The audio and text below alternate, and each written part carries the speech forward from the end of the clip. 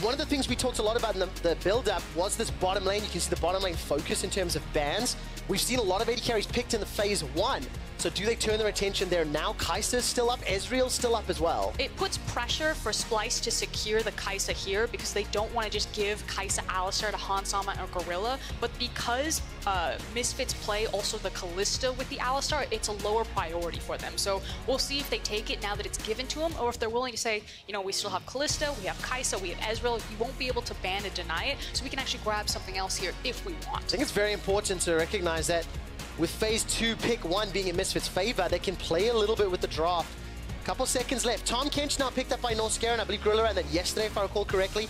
So a little bit of a denial there, and pretty much as expected there. Kai'Sa, they don't want to run the gamble, didn't want to risk going suboptimal ADC for their comp. But this is a very calculated response coming from Splyce. They knew that Alistar Kai'Sa was going to be a possibility, so by grabbing the Tahm Kench, they're saying that it's band-aid enough. We can give them this. We still have the option to grab things like the Ezreal. I would expect that Misfits would start to pinch that ADC pool since their bot lane matchup is so important for them, but they think Kench is enough to get them through it. Okay, now you talked about laning strength and how this will impact Xerxes' jungle. Aatrox's going to be pretty comfortable in most matchups. Going to be okay, I don't know. I mean, it's always going to be a skill check. DK is going to be a defensive support, so I'm not super confident we're going to get strong lanes just yet for Splyce. I think the scary thing is that it is the Tahm Kench, and with Varus, Draven, Ezreal, and Lucian banned, you need some sort of ADC to pair with him that Kobbe needs to pick up to give him some push or kill priority, because right now you are saying that you're just going to give a free lane to Gorilla and Hanssama. Okay, so what direction does he go? I mean, Sivir, Kalista? If you want wave push, I mean, I don't know what options there are. I actually really would like a Sivir. I think it also works very well with Karthus. It's kind of like between a rock and a hard place. You use the Sivir ultimate on the Karthus, he drops the Wall of Pain, and then you just smash people in between the Defile, the Skittles, and the Wall of Pain.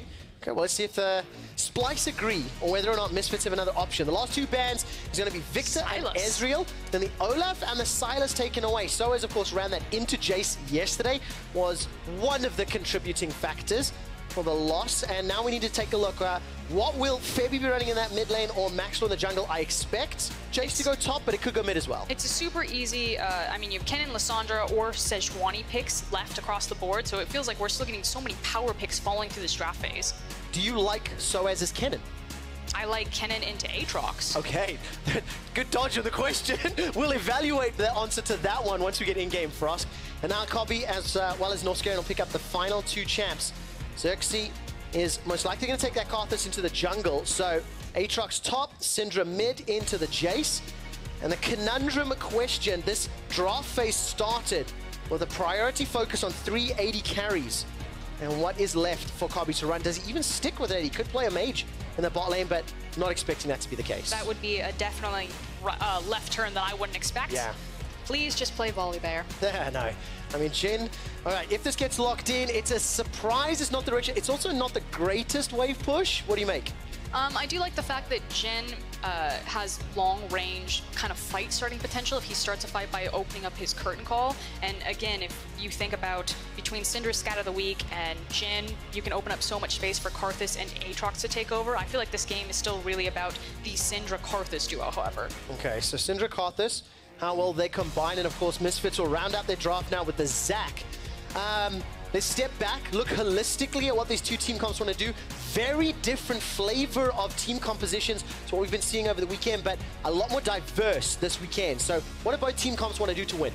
I mean, you kind of have the Wombo combo coming out of the Misfits here. Normally they like to smack lane phase. They do have a lot of that potential anyway, and then once they hopefully get leads in the lane phase, their ability to snowball into first, second team fight, kind of around that 15 to 20 minute window is very strong. On the other side, it is really about ramp time.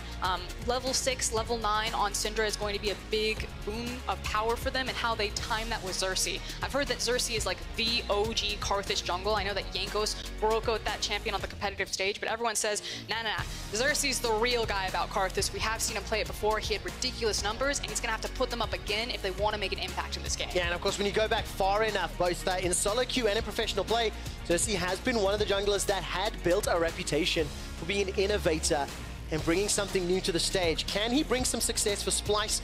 Both of these teams are fighting in what could be classified as the battle for 4th place. With Misfits losing yesterday and Splyce struggling a little, there's some question marks around who is the fourth best team, as both of these teams are fighting in that class. It still feels like we should really favor Misfits coming into this. Splyce had a very rough game, even though Misfits are on a current loss streak, so we'll see if Xerxes is able to pack that punch and lead his team to victory. What I really want to hone in, though, is that it feels like Misfits are kind of going back to basics, though. They still have a lot of power in that bottom lane with the Karsa Alistar, and then you throw the Zac on top of it at level 5. The gank potential is massive there. You know that they like to snowball Hanssama. On the other side, though, it's like defense for Norscaren and Kobbe. They have Jhin and Tahm Kench. They just want to clear waves and stay safe. Well, they absolutely do, and we do have a temporary pause. Thank you for the cheers, ladies and gentlemen. That wasn't quite what I was expecting. I don't think they're cheering us. Oh, damn. Let's step back then and look at the Splyce composition. Step back then and look at the Splyce composition, because one of the things that just struck a chord with me, Frost, because you were talking about Karthus and how in order to really enable Karthus, you want to have some strong lanes. You've now got Aatrox playing into Kennen, Syndra into Jace, and then a fairly defensive bot lane. So it's not quite the best recipe, but is it a bad recipe? I'm going to say no. It's always, again, kind of come to the skill check on Misfits laners. I feel like so many teams, like the strategy is, you know that Misfits are such a dominating lane phase. They smack kids in kind of the 0 to 15 minute mark, and if you can survive that, the idea is that you roll them over in the late game. So Splyce packed their composition with a lot of late game insurance policy. You have the Karthus, you even have a champion like Jhin in that late game, comes around with that 4-shot boom, deletes someone from the map. But taking that risk of having the Syndra, having the Aatrox, and saying we're going to be totally fine in this lane so that we can hold down the fort to get to that scaling stage. So basically, you have the tools to play defensively and scale up, and then with all the zone control, AoE from Syndra, from Aatrox, from Jhin as well, there's a lot of tools to find those picks. Yeah, and I do want to make a special caveat. It feels like we keep saying that Splyce only know how to play scaling, and I don't think that's true. Splyce can play the lane phase, and they have potential to do so with the Syndra and an Aatrox. So this isn't just about late game, it's just that they have that insurance policy if everything falls apart. Yeah, slightly biased early game strength for Misfits in terms of comp, but if Splyce played effectively, they can pull ahead. Just an update, there was a pause. Gorilla was just a little bit uncomfortable on the desk, so I made some adjustments, and we are now back into game. And our eyes are going to be on Xerxes. He's trading some damage with Maxwell. Both junglers ideally want to get a few levels under their belt. Zac's going to be stronger at the lower level, pre-6 ganks, obviously, than a Karthus. You can't deny the CC that every single lane has, so Karthus plus that CC is easy kills. Yeah, it's just different windows. Karthus looking for the level 4 once he has a point into Wall of Pain. His ganks are very strong. You already talked about the CC. Zac, it's usually level 4 to level 5, although hold up, a bit of training. Excuse me, trading. Yeah, I mean, it is training. They're training to trade. No additional shots fired, though. And Maxwell has definitely had a penchant for early ganks. One of the more successful early game gankers in our league. It can be really risky to take an elongated trade with Jhin level 1, just because if he gets that 4-shot off, it's going to hurt. So I do like the call from Hanssama and Gorilla to say, let's just tease him once with the Q and walk away from this one. Yeah, how about no is the decision. I do want to put some numbers to our jungle impact discussion, though, because Xerxes versus Maxlaw not only was a feature of the Match of the Day video, as Kobbe lands a lot of damage. You can see kills plus assists at 15, very, very similar in stats. Jungle proximity, almost identical. But then when you look at the forward percentage, the amount of time you spend past the halfway point in the map, this is where Maxlaw has nearly double the stats of Xerxes. Helps when you have a few more dominating games and a few more early game ganks pushing into enemy lanes. I mean, the thing is if we expect this to be an explosive game of League of Legends, you have to know that both these junglers, Xerxes and Maxlaw, are the fuse to both these teams. Everything revolves around their early decision making. You heard Yanko say yesterday, jungle is the most important role in the game. It's been that way for a very long time in League of Legends, and these are probably two of the most creative pathing junglers that we have in the LEC. I think Maxlaw gets a lot of praise, deservedly so a lot of the time, but Xerxes really has flown under the radar for how impactful and how strong he's been this split. Well, let's see if he can really help Splyce pick up a win. Both these teams at 4 and 3, and Xerxes, the man you were talking about, now pushing into Misfits blue buff. Just trying to scout it out, get some information on Maxlaw pathing. This will allow Splyce to know that Maxlaw is heading to the upper half of the map, or the top half rather. Something that I also want to kind of talk about in terms of Splyce composition while we have a bit of a slow early game due to the junglers needing more levels for ganking is Splyce's ability to play around mobility. Picks like having the Tahm Kench, taking teleport on your AD carry, now also having an ultimate like Requiem to impact the entire map. We talk all the time how they are a very macro-focused team. It's not necessarily about their mechanical flexing in those dueling stages, but how they play the map. They always load all of their compositions with so many tools to make very fast rotations around the map. And I'm a big fan of that. When you know a team like Misfits likes to play early, get advantages early, having global tools like a Karsa or like a Jhin in some cases gives you the opportunity to counter some of those early plays.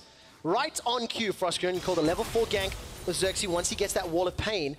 Now, if Norscarin can find a Gobbledygook or Kobbe can find himself some CC, this is where the kills will come from. Tongue Lash comes out, a route onto Gorilla, Wall of Pain comes out. The Pulverize is down. Now there is the Devour. Gobbled up, goopied out, underneath the tower. Kobbe, Xerxes, Norscarin pick up one of the cleanest, controlled first blood. And you can see exactly how this combination was supposed to work for them. Norscarin gave him the tongue, Jhin gave him the line damage, found the snare, and then they walked him down with the Wall of Pain. And they got more for that because they, never mind, it was Norscarin's flash. I was about to be really excited. They got Gorilla's flash. They can do it again. But no, Gorilla still has his flash. It's okay. Didn't even need it, just walked straight up to them. And exactly as we talked about, Xerxes, with the combination of CC in lane, picks up a very easy kill. Yeah, and just how clean that is. Again, you hit the Tongue Lash, then Kobbe follows up with the, I believe it's the Jhin W. It is indeed.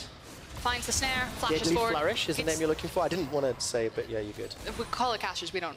That's fair, that's fair. I'll forgive you on that one. Frosco. What's an ability name? It's super weird because you see that kill coming and it's like one of the slowest kills that you've ever seen in a game of League. And it's like, well, I can't really play by play it because they're just running them down with strollers. But early game, Splyce, they pick up first blood. Maxlaw getting close to level 5. Zach, as you mentioned, can look for those ganks at level 4 or level 5. Norscarin being flashless is an option, but Hanssama and Gorilla pushing very heavily into that lane. Hanssama needs to back. Look at the itemization differences. Because Kobbe was involved in the assist, he's already got himself the boots and double longswords. Yeah, hold on though. I'm kind of curious what lane Maxlaw is going to decide to attack here. Again, if you look kind of across his lanes, there's not a lot of free CC now that Misfits are placed a little bit on the back foot on the bot side. You'd expect him to team up with Alistar, but looks like it's Humanoid first. All right, take a look at this. Catches up the minion, pulls him in. Very good reply stun. Humanoid shuts down the damage from Febby. And that's one of the dangers of trying to gank for the Jason to Syndra here. If she hits that Scatter the Weak, it's going to pretty much stop any gank in its tracks, even though ganking mid lane as Zach is so strong because of the different angles and pathways that you can take into the lane phase with your Elastic Slingshot. Yeah, we talked about the stats, how Xerxes and Maxlaw in the early game, relatively speaking, matched. Kills plus assists and jungle proximity. We've seen one gank on each side, but it's Xerxes and Splyce that have 1,000 gold lead. Now, Gorilla is aware of this. There's a control ward sitting revealing Xerxes and Norscarin. A lot of time has been invested in starting up this Ocean Drake. And Misfits, they're threatening and engaged, but Splyce have moved first. You can see Humanoid has left the mid lane. And I do want to point out Norscarin's spell choice. So he has the Unsealed Spellbook, and he's now taking the Smite since he used his Summoner spell Flash aggressively in that last kill. So they obviously really want to force this Ocean Dragon since they have double Smite potentially between Karthus and Tahm Kench. And while you're on the topic of Keystones, obviously Teleport for Kobbe in combination with the Requiem from Karthus and Teleport from Chachi just opens up some more of those tools for later into the game. And I want to just draw some attention to the top lane. Soaz is currently 63 CS up to 49. He has been pushing Vizichachi in over and over and over in a matchup. And I quote was, "I like Kennen into Aatrox, but was not yet willing to comment on Soaz's Kennen into Aatrox." So I would like you to go on the record as we see the game play out. I am feeling Soaz's Kennen right now into Vizichachi's Aatrox so far. So far, great. I'll take that, and we'll keep checking in on this. And the only reason I'm making a bit of a joke about it is when Soaz played Kennen into Expect Urgot about 2 weeks ago, he made a few poor decisions and got really, really badly punished, and it's what allowed XL to run down Misfits and actually pick up one of the wins, or one of the ways. So I need to see some growth from Soaz, especially with some criticism for his Sylas game yesterday. I mean, I think it's pretty easy when you have Klepto Kennen this time around because you take the W first, so you can lightning rush up to someone and then you immediately get a Klepto proc, see what you get. If you get like a red pot or something, you can like automatically win the lane at level 1. Of course, you give away a lot of your power in your team fight for getting more bang for your buck gold in that lane phase, but Soaz is doing fine, right on track. And that gold lead from First Blood hasn't generated a whole lot more. 13.4k to 12.6. Small CS advantages in the lanes you'd expect for Splyce with Humanoid and Kobbe.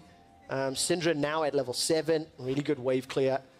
A little bit easier to push the wave out than the accelerated shock blasts from Feathervin's Jace. And a fairly defensive start, actually. Feathervin gone for that early Hex Drinker, which is doubly effective into both the Karthus and the Syndra. I do want to point kind of the play that Splyce are setting up here. So because they have the ultimates available on Syndra, Karthus, and then using the teleport from Kobbe, having a buy advantage over Hanssama on the Jhin versus Karsa, they now want to pick something to take on this bottom side of the map. Ideally, they'd rock into the jungle, they'd find someone out of position, and then just blow them up. But this is Splyce saying, okay, we know that we're strong right now. What do we want to do with our strength? Is it going to be the Ocean Dragon? Is it going to be the bot lane tower? Is it going to be finding a pick on the jungle? But it's interesting because Splyce are playing around this dragon, trying to make the moves, and Misfits are responding. That's twice now Misfits have read the play, or read the attempt, and reacted in such a way that Splyce have backed off, not willing to commit to the objective of the fight. And we have seen Splyce burn before, where, you know, it's sometimes this indecisiveness. Do they want to pull the trigger? Do they get caught out? In fact, Norskeren even rocking up to the Ocean Dragon, smiting it, and then maybe changing his mind a little bit, but like you're saying, Misfits constantly reacting to what Splyce are doing. And you can feel with Norskeren's Summoner Spellbook being available, changes the smite back to Flash, so Flash and Heal available to him. And as we get close to the 10-minute mark, just want to quickly let all of our viewers know, after this game, Deficio will be joining Dracos and Foxtrot over on the analyst desk to break down all the action. I intentionally had to not be there, okay? And we'll get back into the matchup. Is that why they swapped you to caster desk? Exactly, exactly. You know, it's tough. I can't look him in the eyes, you know? It's just, it hurts. What's he gonna wear? He doesn't have any of his floral shirts. All I saw was the OG gear. I know, he looks so much better now. But, you know, after the breakup, I've lost weight, changed my hair, and he wore, you know, grandpa clothes. So take that for what you will. He owns like 3 sweaters. There's literally like 2 people clapping, so sorry, Berlin, and everyone watching at home. But as we jump back into the action, it is somewhat expected here from the draft, and what I mean by that is, Frosk, you'd mentioned that Splyce have some tools to reciprocate or respond to what Misfits could put together, and as far as skill checks are going, like, Chachi now, even though he's down CS, you can see him fighting back. He's got his Merc trades, got the Kindle Gem, and he's pushing into SOAS. So what Misfits should do right now is they should make a play on the top side of the map. Because it's an Ocean Dragon, they're totally fine to see bot lane control. Against the... Oh! Let's take a look at this. Oh. Very good scan of the week. Interrupts the knockup. Humanoid runs for his life right now. Presses R. Requiem's not going to have enough damage, I don't think, for Xerxes to get the kill, and Humanoid escapes with his life. I mean, I like it. They looked mid, they thought he caught him out, but Humanoid, some fancy footwork. Do burn the flash, though, so still a win for Misfits. Yes, they lose the Ocean Drake. It's going to hurt because this does feel like an extended lane phase, not the end of the world, again, not an Infernal Drake, but again, Misfits are totally fine. They recognize that against the power levels, the level 9 Syndra, the Requiem, and then the Abyssal Voyage, they don't want to fight in Bottom River. If you don't play that perfectly, you can very quickly get caught out by Splyce, so I expect them to start throwing everything towards the top side for SOAS. Yeah, and especially now that Norskeren's changed the teleports. Not only does he have the Abyssal Voyage, but Splyce are going to be looking to catch Misfits out. But this is a classic Splyce play. They really love to do this around 13 to 15 minutes. They'll just break lane phase, use their TPs, and suddenly start throwing everything top. And so again, if Misfits are aware of this, if they have the proper vision, if Splyce try to match them topside, they could be just setting up a play for SOAS, and then all of Splyce show up. Okay, but I feel a little bit nervous if Splyce do that, because itemization-wise, I prefer Proto Belt to Kindle Gem. I prefer Storm Razors to Thrift Shopping. I feel like variety bucket where you got your BF sword, your long sword. I call that the Goro build. When they're carrying 4 swords, Goro had 4 arms, not a Mortal Kombat fan. Right, we'll move on. But I feel like Misfits' itemization is just slightly stronger. So if they are prepared or ready for the plays, now obviously Storm Razor's just picked up for Kobbe, so that point will become significantly less. I wasn't gonna like pull the rug out from under you, but I was like, I'm pretty sure he's just gonna go back and buy. Just protect me from myself sometimes, Frosk. We appreciate it. I don't strike you as a Mortal Kombat fan. No, yeah, you really don't. But it was the blank look in your eyes when I said Goro, and you didn't want to acknowledge it, so now I understand it's disdain, not unawareness. It's fine. I understand, Trevor. Deficio had your heart. It's hard to replace him. He's a handsome man. He is indeed. He is indeed. So let's take a look at this. Another attempt in the mid lane. Remember, Humanoid, very, very good scat of the week and an even better dive.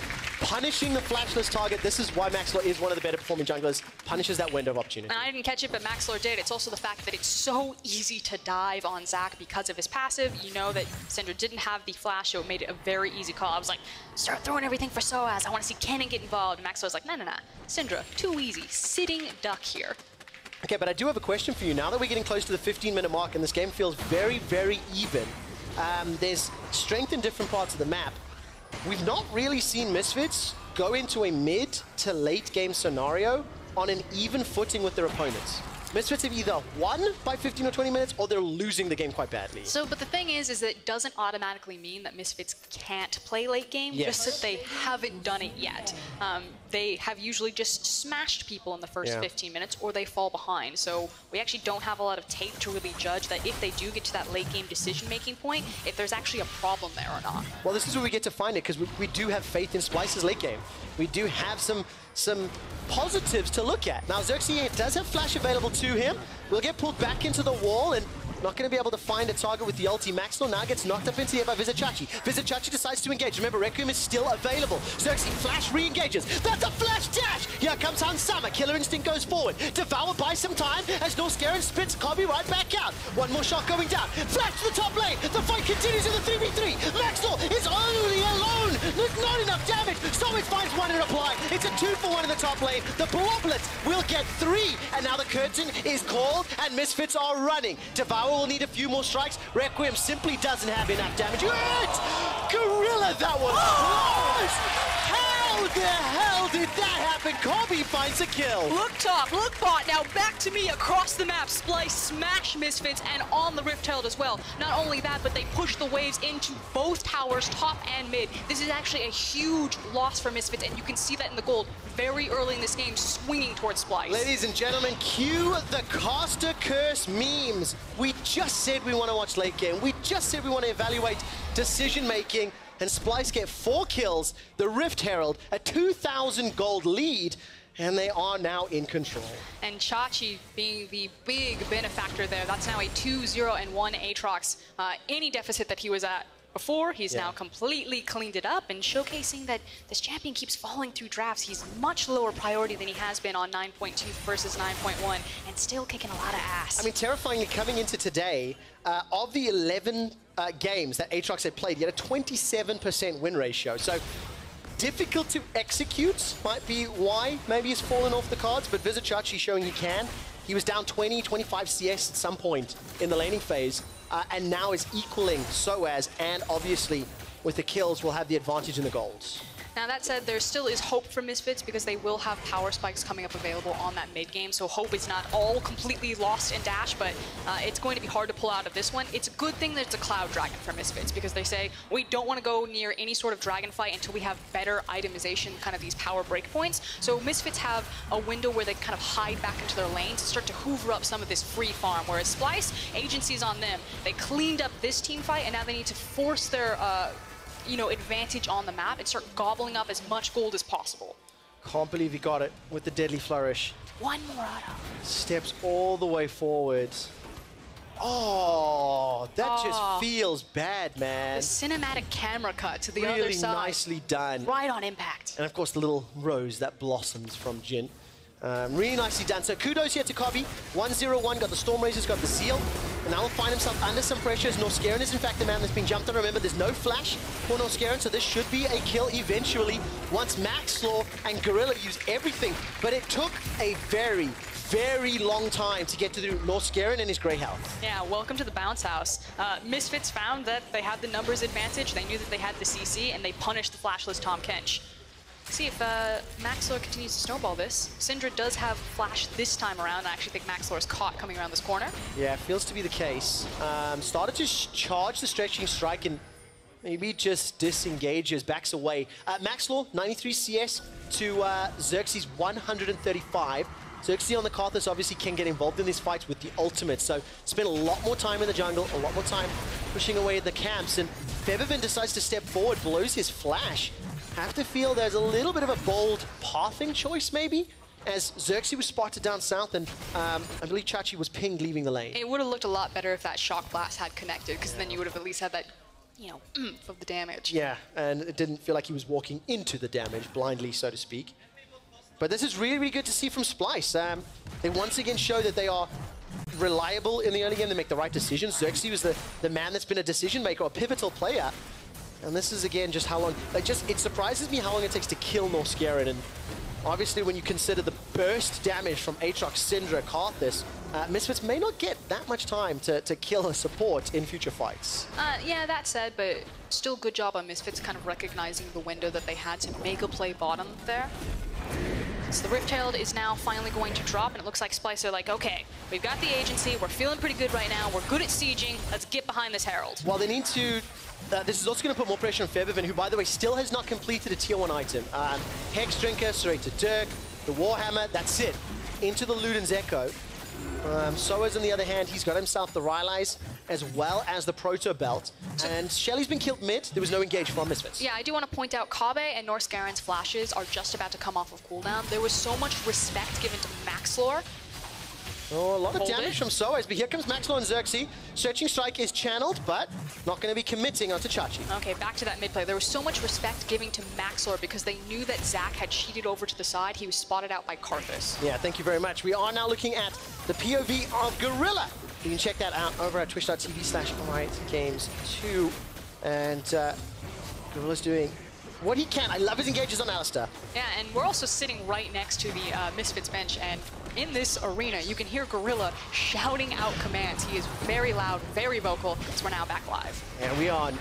Maxwell escapes with his life, forced to use Let's Bounce defensively, and just realized that after giving you some sass for the Jhin W earlier, I've been getting my Zac spells wrong. It's Elastic Slingshot that he's been charging up, not his Stretching Strike. So disappointed in myself, Frost. Isn't the Stretching Strike just the Q? It is indeed. And it's his ease pulling forward. So I just want to apologize to the viewers for saying the wrong spell names on my own behalf.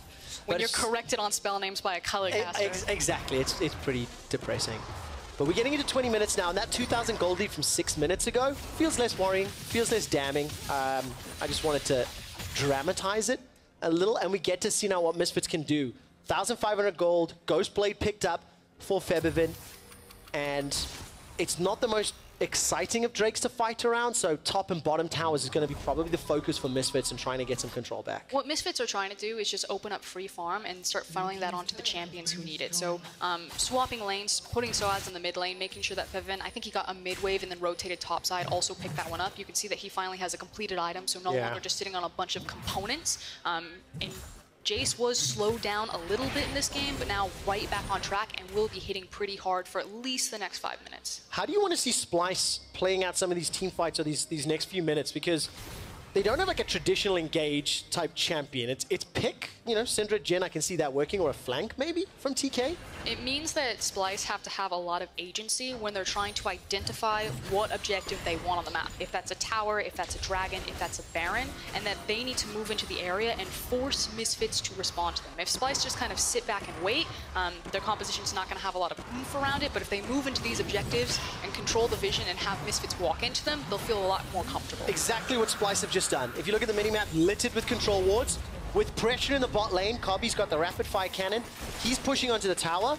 So as Misfits try to defend there, it's an uncontested Drake, the second of the game, in favor of Splyce. And that mid-outer turret is just ripe for the taking. Very, very low. Small item difference, obviously, in the AD carries is Hanssama. He's gone for the Rage Blade after Storm Razor, so starting to scale up on that Karsa. Yeah, pretty standard itemization paths for both marksmen. Now the thing is while that mid tower is the easiest next objective for Splyce to approach and take, you know, a stiff breeze will knock that down, they have to be so conscientious about their flanking vision. You can see Maxlore already placing defensive control wards, starting to clear it all out, and it makes it so dangerous for Splyce to ever approach that structure. So while we see it, Splyce see it, Misfits also see it, and they're trying to make this mid tower a trap. And traps are only as good as the follow-up afterwards. If you can get something in, you know, the line of sight, Misfits still have to execute the fight well. Marginally behind in gold. Duskblade of Drakthar now picked up for Febiven. That's his second item completion. And I'm going to just bring us back to the story that Misfits, we've not seen them play late game, and they are coming up against a team that has shown to be, you know, respectful and decent in the late game. Trap not going to be pulled this time around. Misfits weren't ready for it. But it is very interesting to me that the two teams that are currently fighting to prove they belong in the top 4 are now going into this 25-minute phase on a very even footing.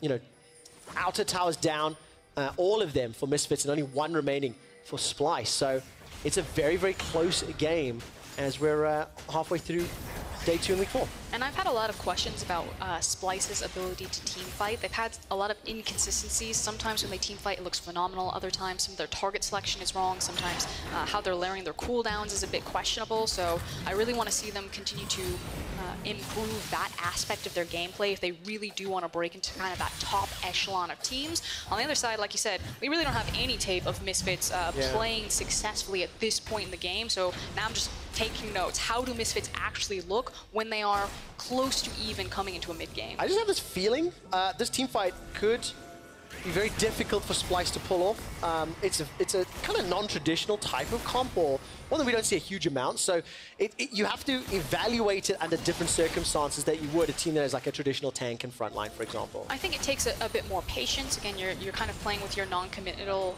damage or CC, kind of throwing out, going fishing, seeing what you catch, and then whittling down your opponents versus the wombo combo of Zac and Alistar. There's a wombo combo potentially on the card. Soaz is teleported in behind Xerxes. Febby has almost already killed him. That's a flash over the wall. It's the slicing maelstrom. Protobelt forward. First kill onto Humanoid. He didn't even stat check with a press R. That's a double kill for Featherfit. Xerxes running for his life, and the Requiem's available, but nobody's low enough damage. Chachi gets knocked up into the air by the elastic slingshot, pulled backwards by the stretching strike. And with the passive going down, Xerxes will try get some damage with those lay waste. Requiem is channeling cannon pop. Maxwell not enough just yet, but Visit Chachi will at least get the Zac passive, and that is an ace for Misfits. And it was a hard team fight to execute. It didn't help that Splyce were completely caught out of position. So much cleaner from Misfits and a very easy rotation into a Baron. We said that their composition wasn't down out yet. They were going to have this very strong pocket between 20 to 25 minutes, and they're still in it. Wow, very, very nicely done. Misfits pick up a phenomenal fight. The Baron, and there's, of course, the gold lead as well. And this replay is brought to you by Anyway. And look at how much is expended to save Private Xerxes. He actually gets chunked out really low, and Norscaron is going to gobble him up and then just try to get this Karthus into safety, rather than doing massive damage. But because so much is expended just trying to get the Karthus out, he's not doing any damage here. So Misfits are just going nuts, while Xerxes is not contributing at all to his team. He just dropped a Skittle on the creep wave. He'll press his ultimate at the very end, but too little too late.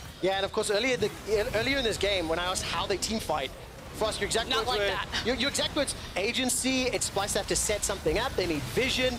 They had none of those things. They walked into a dark area of the map and got punished by Misfits. So all credit to Misfits for taking control of the game at 25 minutes.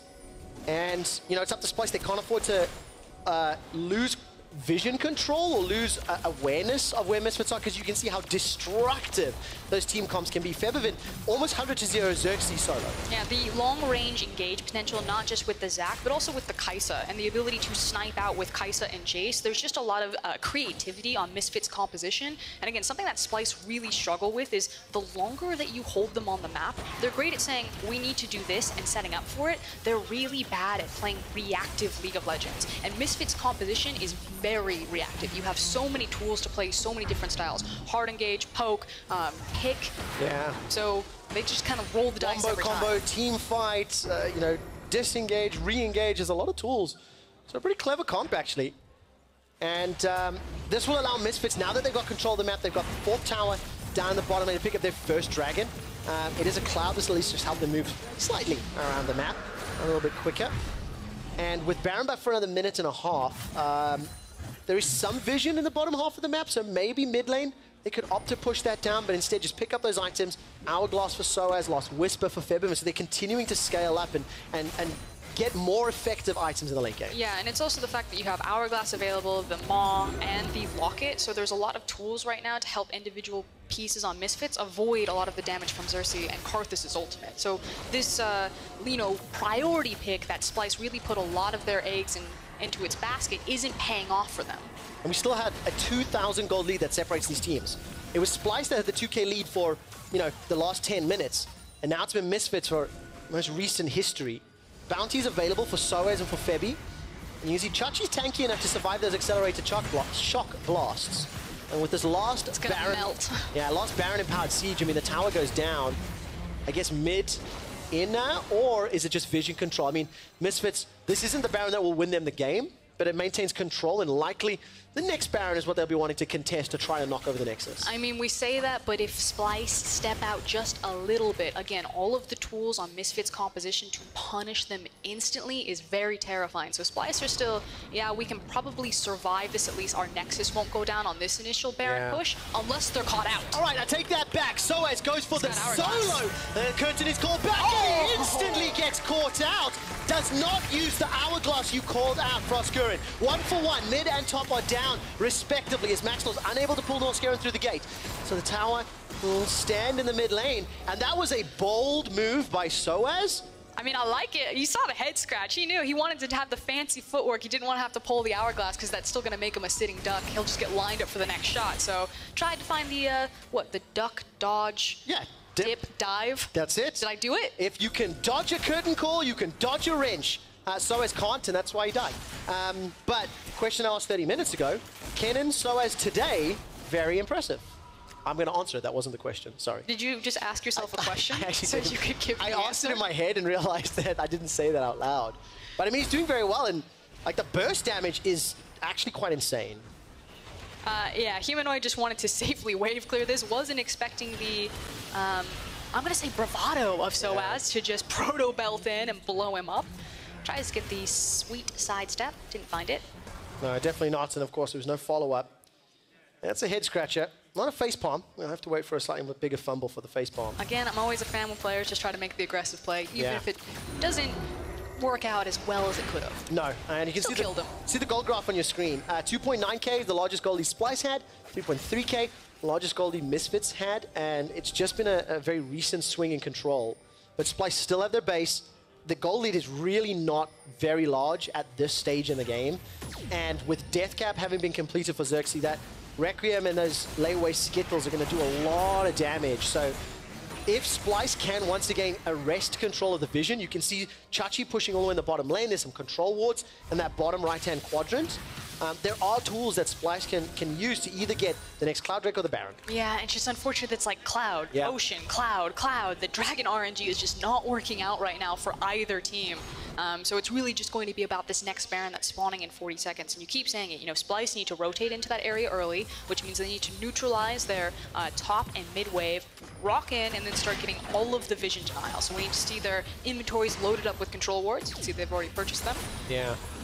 But what do you think about the scaling on the teams? They play slightly differently, right? But we're getting into this 3-4 item phase. So do you lean towards one set of champions? I mean, you could say that like the hyper scaling of Karthus' Jhin is super strong, but ultimately both these teams have quadruple threats. So I think you almost have to kind of throw out scaling conversations. And it's just decision making and play style. Yeah, it's going to come down to execution of the team fights, because it's not like you kill one carry and then suddenly you've won because your carry just outscaled. You got to kill 4 people because everyone's doing damage in these games. Well, those 4 people are in the pit right now.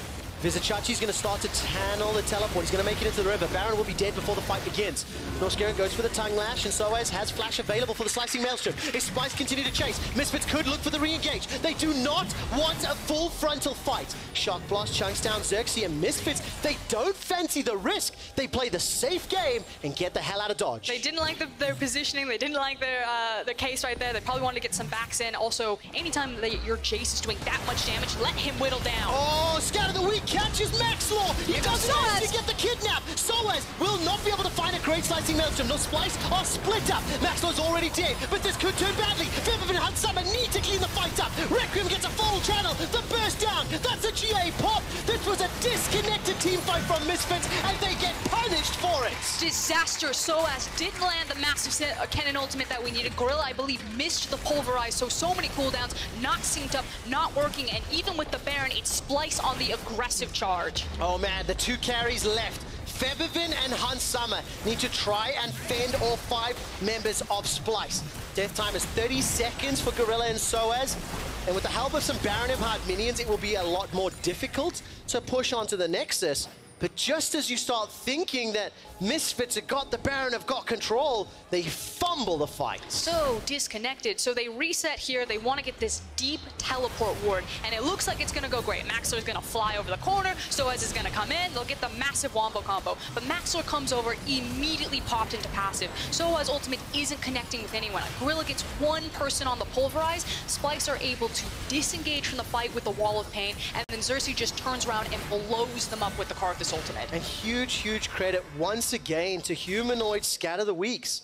Time and time again, facepalm evolved to fistpalm. Time and time again, Humanoid is pushing away Maxwell's engages. He's stunning up multiple targets. The Scatter the Week on the orbs right towards the end of that fight, managing to stun at least 3 members of Misfits, and it just allows Kobbe to do 3,900 team damage and help win the fight. That said, the main victim of that was all of the Baron buffs. They still have it, I believe, on 2 members for Misfits, Febby and I believe Hanssama, so they can still apply it in at least 2 lanes. So didn't lose an inhib, but lost an inhib tower. Not great, still in it. I mean, it's completely even.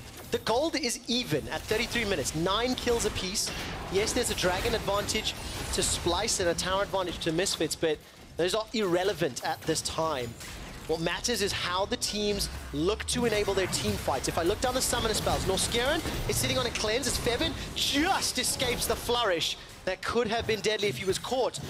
Looking at teleports, it's only Kobbe on the side of Splyce that has one, and obviously Febby being flashless, that could be problematic as the next few fights will roll around. I also want to talk about that choice of target right there. The fact that they see that Chachi is not overextended, but kind of available, and that Misfits decide to pull the trigger and jump on him. Maybe just saying, if we get lucky, we can pop the GA, but that's Zac without his passive, and that's an Aatrox with the GA. He's still going to take forever to kill, so I'm just kind of questioning, what the communication is like for Misfits in these late game decisions, and that could have gone very wrong if they had continued to overcommit on trying to snipe off Aatrox there. Yeah, something we'll just have to investigate with the team and the players. And this is one of the closest games that we've had all split long. At 35 minutes in, teams to be very even in gold, and they just keep trading control, like checkers, just taking pieces off the board until eventually we see who makes the final play. And it's going to come down to who's actually going to execute these team fights properly this time around. Feels like it was a mis-execution last time from Misfits, that Splyce got the better of them, but we've seen both teams kind of fumble team fights this game, and it's going to come out to who's going to be clutch. You would assume that Splyce would feel much better in this pocket around the 35-minute mark. This is where their bread and butter is. They're so used to playing the game here. And of course, Xerxes getting closer and closer to what I would expect. Void Staff. He's got himself that blasting one right now, and does need to pick himself up some additional farm. 4 items in for our 80 carries. Static Shiv, Rapid Fire, Storm Razors, Eye Edge for Kobbe. He's got himself a QSS as well. Just help a little bit. Try and get some of the CC from like the Soaz and first. GA for Hanssama, so that could be pivotal into the Requiems. It's just a very different game for both these ADCs, Karsa versus Jhin. Karsa usually has to play front to back unless you get a super safe wombo combo where you can just zip into that back line, possibly with the Zac. So I think maybe if Fevivin gets like a massive shock blast, Hanssama might feel comfortable going for a backline play, but otherwise he kind of just wants to walk through with Kai'Sa's damage. I mean, if Karsa can jump in with Soaz's Cannon and Maxwell's Zac, that creates so much CC, and I can see that being one of the tools, but we saw how Soaz and Maxwell fumbled it in that mid lane, so the margin for error is so fine. It's also just very scary to do that as the ADC against a Syndra. She has longer range than you do, and if you jump in right into a Scout of the Week, and Humanoid has been so good on hitting those on key targets. Yes. Yeah, no, I agree. And it just goes back to the teams have to execute their team comps correctly. And for Splyce, that means setup, that means planning, that means the word you used earlier was agency, so they need to be the ones in control. They don't have that right now. If you look at the mini-map, what happened last time that allowed Splyce to make the play, Chachi pushed out bottom, he extended the vision deeper into Misfits territory, and then allowed it to push to the inner turret and then eventually TP for the play. So it looks like they're starting to do that now. You can see Splyce. They need control, they need vision to make the informed decision for the next Baron fights. And it's not just vision, it's vision denial. They want to make sure that Misfits are jumping in dark. Again, long range engage between the Zac and the Alistar. They want to make sure that Misfits don't have the information to feel comfortable making that type of engage. And at this point in the game, this late, with the 80 carries these stacked in their items, you leave a Baron alone for 10 seconds and it's gone. Yeah, now the one thing you do need to keep your eye on here, everyone has their flash except Febivin. So if a challenge in the Baron pit breaks out shortly, which it feels like is coming. It's obviously going to be one of the key targets, or one of the primary targets, especially with Xerxes having completed his Void Staff. Humanoid sitting on those double need to see large rods, so he would like a little bit more time before he can upgrade those. We are still seeing an incredibly close game, and this is exactly what Splyce want. They have the options to initiate. The chains will pull back Gorilla, but there was no CC connecting onto members of Misfits, and now it's up to Misfits to be creative, to use that long-range engage through the vision of Splyce and to find those targets. Also for Splyce, risky, starting inside the Baron pit where Zach and Kennen and Jace's value goes higher. Double smite though, Northgaren has it available. Okay, so they're going to attempt the rush down. Maxlaw's waiting north of the pit. Splyce realize they don't want to be caught inside the electrical bounce house. If Kennen and Zach engage and Splyce, they back away. Now, what's interesting here is that Misfits could try to cheat someone over here with Hanssama and then just solo out the Elder Drake, use that battle power, and then use that to rock over into Baron and give them priority there. Well, that seems to be the case. Northgaren still sitting on that smite, so may be helpful. Blue Trinket goes down just behind the pit. Elder Dragon easily secured, is uncontested. And Misfits in control now. And this is a perfect example. Again, Splyce are excellent at recognizing we need the Baron. This is what we do. We clear out the vision. As soon as it extends them on the map and they have to juggle more than one objective, they start to fall behind. They're not able to adapt. They're not able to be creative as Misfits are to say, just zone them off, Baron. We'll take Elder. All right, now Misfits are being creative. Soaz is going bot lane. He's going straight for the base. Baron is going to get rushed down, burst down, and blown up. You said 10 seconds, Frost. It took about 6. Baron secured. Look at Soaz. Didn't even contest, and there's empowered recalls. Soaz should still be able to get out. He gets the inhibitor, and I think he's going to look for the executor. Is he going to try to escape this? He's running to his team. Here comes Gorilla. If there was any player who would bet money would escape a life-threatening situation, Soaz is the man that you would bet it on. Misfits are not done yet. They have shown an ability, or led by Soaz, to dive. They're not going to go for it just yet. Happy with inhib down bottom. I mean, heist of the century. Misfits just got the Baron, the Elder, and the inhib, and Splyce are just standing thinking, what the hell just happened to them? Yeah, absolutely everything. They've lost complete control. No Elder, no Baron. Super's in the bottom lane, and Misfits have got themselves a couple of minutes to play with to siege down these last bases. I mean, just a beautiful call. And I think that's where the strength of Misfits roster will shine. 40 minutes in a game, when you look at the experience on Gorilla, Febivin, Soaz, Maxlaw, Hanssama, the stages that these guys have played on, the leagues, the world stages, international stages, they make it extremely calculated play and get away with it. The combined ELO and IQ, the 3,000 IQ play. That was it. Yeah, because I got 3 objectives off of it. Somebody needs to put that in grayscale. Frostkurin. Face looks at Misfits as like the 3,000 IQ play. I look at them dreamily. There we go, with an Elder, a Baron, and this is of course the 30 IQ play as Gorilla gets caught out, eats a lot of CC, and fortunately, thanks to his ultimate, is able to walk away. But let's see if Misfits are able to more safely play with an advantage, because we have seen some fumbles from both of these teams, and I still don't feel like Misfits are absolutely going to win this game. A lot of damage onto Humanoid as he's now zoned away, and Maxlaw continues to get chunked down. That was really good from Soaz there to threaten the fact that, okay, if you go in on my jungler right there, Maxlaw thinks he's cut out, I will ult you. So I'm going to say he saved Maxlaw there. He got all of Splyce to back up back into their base. All right, Soaz is sitting with a Proto Belt, and his ultimate flash is on cooldown. So at least the flash slicing Maelstrom's not going to be able to happen. Maxlaw may start to channel that stretching strike. Humanoid Scout of the Week this time round does not find a target, but look at the bottom lane. Soaz is battling with Vizicachi, ushering the super minions into the base. Once the supers are inside, it allows additional time in mid and top. Yeah, we're just slowly whittling Splyce down, although they have caught them out. All right, they have indeed. Febivin is blown up. Stat check success for Humanoid. That is a kill. Now the curtain is called, and Gorilla and Maxlaw are able to escape. They dodge the first 2 shots, the 4th goes wide. There simply wasn't enough else, but the mid inhibitor turret has fallen. I think Soaz, does he know that Chachi's there? Not just yet, or may not have. He's deciding to back away, so they get the base objective. But again, it's like 2 steps forward, 1 step back for Misfits. It's just been very slow, very stop and go, Simon says, if you will. Credit to Humanoid finding the pick on Febiven. The idea there is that you constantly throw out the Karsa W, you constantly throw out the Shock Blast. If you like what you start to pick away, then you go for the engage.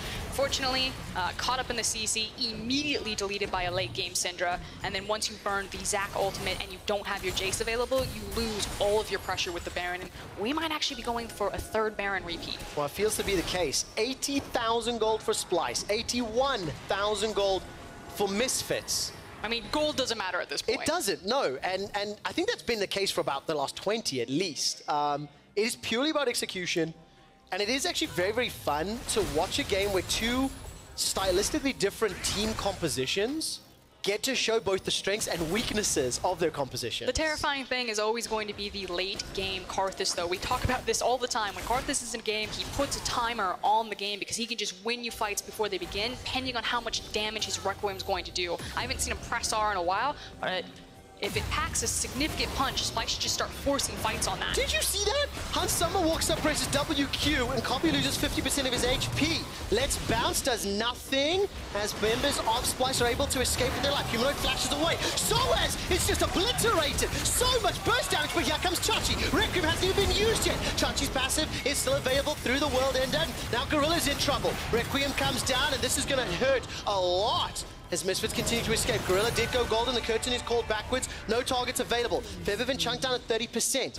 Baron is up in a minute, Elder in 50, but can they win the game? Yeah, they're using Redemption onto the minion wave, making sure that it's very healthy. They know that it's, what, 35 on Soaz, 46 on Gorilla. They could go for the interior. They hit towers like a truck. Oh my word, 5 versus 3. Hanssama's going to GA, so call it 5 versus 3.5. Hanssama's going to try to wave clear. The towers are starting to fall. The minions need to die. Febiven's being pushed backwards as the weak is being scattered. Febiven jumps back in. Here comes Maxwell. They're trying to just buy some time. They need Febi and Soaz to come back in. Devour used to save some time, as well as Norskaren pushing onto the Bloblets. This is another kill for Misfits. They take down Maxwell. Soaz is up in a few. Splyce may have done it. They've got Hanssama. Killer in 6 the back line. GA pops it. Splyce onto the Nexus turret number 2. Here comes Soaz. Slicing Maelstrom's available. Devour buys some time. Soaz gets 1, but another 3 members of Splyce turn back around. Febiven is already dead again.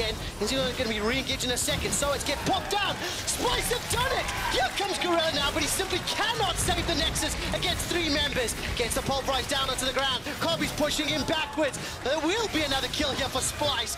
As Kobbe, Chachi, and Norskaren will be waving the Splyce flag high, taking down Misfits. It felt like the tortoise versus the hare, the slow and steady Splyce versus the very fast Misfits. Splyce, for whatever reason, they tend to stall the game, they pulled it out where they were comfortable, and they executed when it mattered. Super, super interesting game to watch.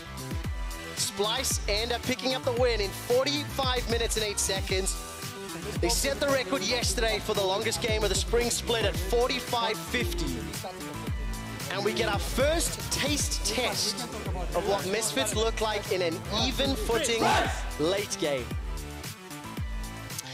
Unfortunately, a lot of individual mistakes. I think that game had it all. You had some miracle moments from both teams, Splyce and Misfits. You had some composition. I think it was much harder to do than just a pretty standard wombo combo where you just throw everything in. And it was actually very interesting because in the draft, I personally felt that like the Karthus pick could have been one of the problem makers. And while it was definitely an impact, especially in limiting Misfits' decision